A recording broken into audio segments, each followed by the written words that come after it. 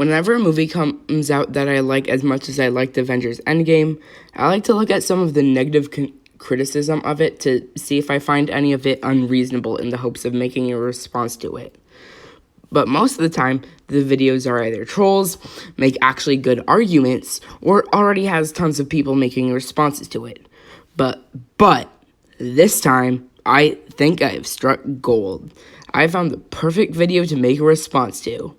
It's this one, Avengers Endgame review, YourMovieSucks.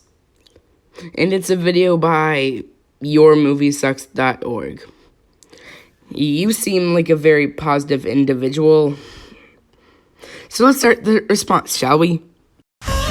So I just saw Avengers Endgame, and it wasn't great. And that's not to say that there weren't great moments, scenes, or sequences. There's a decent amount that I really enjoyed about this movie. But unfortunately, about 2 hours of this 3-hour-long film were either frustrating or boring. If what you're looking to get out of this movie is an exciting, climactic fight scene packaged along with a proper send-off to the events that have been building up over so many years, then great. In that sense, this movie definitely delivered. But what I'd like you to keep in mind when watching this review is that there is also another 2+ hours to this movie. This is a movie that will likely leave people exhilarated and satisfied from what they had just witnessed before leaving the theater, but I am judging this movie as the entire movie, and there's a lot of irritating bullshit that takes place before any of that. Now, for context, I actually really enjoyed Infinity War. I bought it on 4K Blu-ray, and I rewatched it the night before seeing this film, and I could honestly even watch it for a third time at some point. One of the bigger reasons as to why I was able to enjoy Infinity War so much is that it didn't waste any time. There wasn't much filler, everything moved along, and most of what was shown felt purposeful, but unfortunately, I cannot say that at all about this movie. There is a lot of wasted time in this movie just spent dicking around. A significant portion of the movie was spent referencing the previous films to offer nothing more than just fan service, I guess. And yeah, I guess there's a lot of people out there that want nothing more out of a film than just to be shown member berries. I mean, if that wasn't the case, then Disney wouldn't be making so many live-action remakes right now. Either way, this movie did not need to be 3 hours long. The aspects to the film that I did enjoy were the production design, the special effects, and the music. Most of the acting served its purpose. Some lines of dialogue were well written, and others were unbearably cheesy and forced. And that's about it, I guess.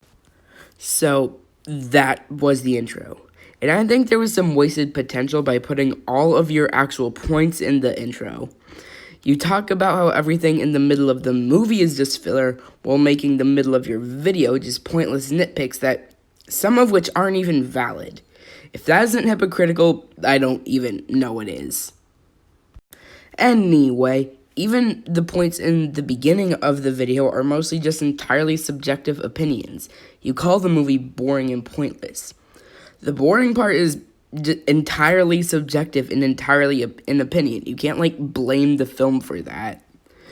And pointless is just factually incorrect. You said you liked the final battle, but all the stuff in the middle was completely necessary to reaching the climax. So in order to have that final battle that you apparently quite liked, you needed the stuff in the middle to build towards it. He also mentioned how a lot of the time heist was just fan service. I'm not going to tell you it wasn't fan service because it was, but fan service isn't necessarily bad as he makes it out to be. An example of good fan service is from Incredibles 2, when Edna shows up. It was important to the story and made complete sense to people who didn't see the first film. An example of bad fan service is the Justice League video files from Batman vs. Superman. It drags the story to a screeching halt and is incredibly disjointed from the rest of the movie.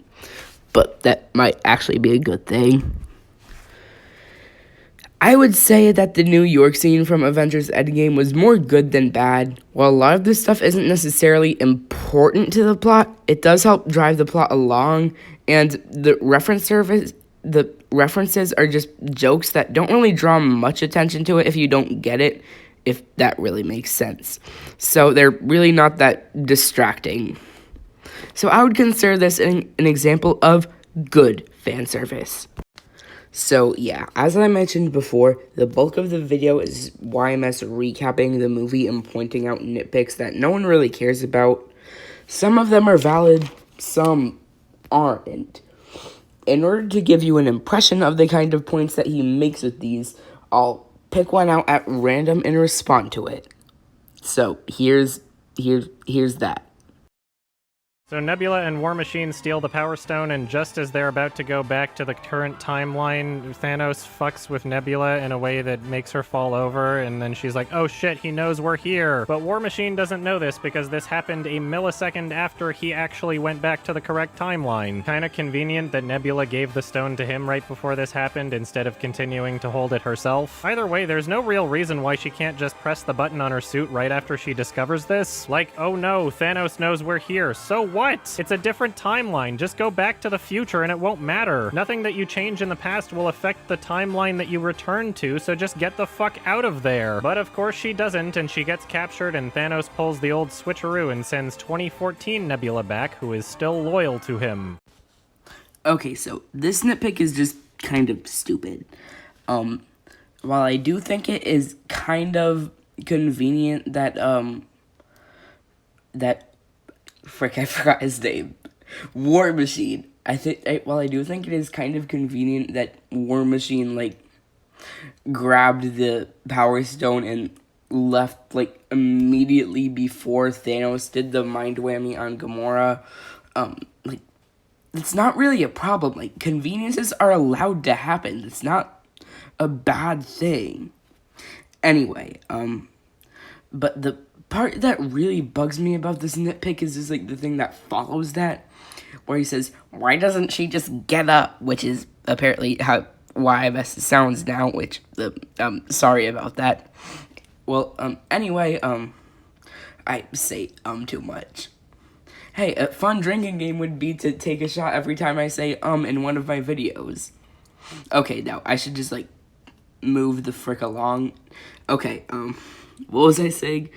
Oh, yeah, the bit where he says that, why doesn't Nebula get up? Like, Thanos is clearly doing something to her that's preventing her from getting up. She's not just laying there for plot reasons. And what does the alternative timeline thing have anything to do with the point you were even making? This is one of them that sounds reasonable when you first hear it. Once you think about it for about 5 seconds, you start to realize how stupid it is. This is representative of a lot of the other nitpicks in the video, and while there are a couple of valid ones, the invalid ones just, like, hurt my brain and lower my perception of the video. Anyway, if you couldn't tell, I don't hate this movie at all. Sure, most of it left me either frustrated or bored, but there were some very satisfying sequences, and I don't regret watching it. I think it's safe to say that above all else, this movie is made for the fans. If you are already seriously invested in this whole franchise, then you will likely love this movie. Half of the movie is basically just fan service, so that's pretty much expected. But as someone that doesn't consider myself to be a Marvel fan, this didn't really work well as a standalone film. To me, this was not as good as Infinity War, but certainly not as bad as Captain Marvel. To all of the billions of people that loved this movie, I'm really glad you did, and I hope that me expressing my opinion on why I didn't enjoy it as much as you is something that you can be okay with. And I'm giving this one a 5 out of 10. And that's the end of his video. And just like the movie he's criticizing, the ending was actually pretty good. It's just a shame what you have to wade through to get there. Oh, and I would just like to point out before some idiot on the internet tries to make me as the bad guy. I know he said that if anyone likes it, that's completely fine. And I also think that this video is completely fine. Like, I don't hate the idea that he's criticizing this movie, but what I do hate is people who try and tell me that I'm in the wrong just because I'm criticizing something that other people like, and I understand that he's had to deal with that as well with a lot of the movies that he's done reviews with, and so I actually kind of feel sorry for him, and I would just like to make it absolutely clear that this video is not an attack on Your Movie Sucks, his video, or his fan base. It was just meant to respond to some of the individual points he made, as well as criticizing some of the ways that he actually made them. So let's move on to the final verdict, shall we? Avengers Endgame definitely wasn't a perfect movie, but was a heck of a lot better than your review. And also, here's something that I noticed. This is the most popular, technically, it's the second most popular negative review of Avengers Endgame. And most of the points he makes are just like completely subjective things that aren't really backed up by that many evidence, or just a pointless recap of the movie while pointing out a bunch of nitpicks that no one really cares about. If this is the bar of criticism for Endgame, then that's a huge compliment for that film. So, if this video gets as much recognition as I hope it will, then I'll make another response video type video. Good phrasing, Joey. Okay. Now anyway, if this video does end up getting a lot of views, and I do end up making more response videos, then I'll link a playlist of them on screen now. But for the time being, since that it doesn't happen, instead I'm just gonna link a playlist of videos relating to Avengers Endgame. So I hope you enjoyed this. Peace out and goodbye.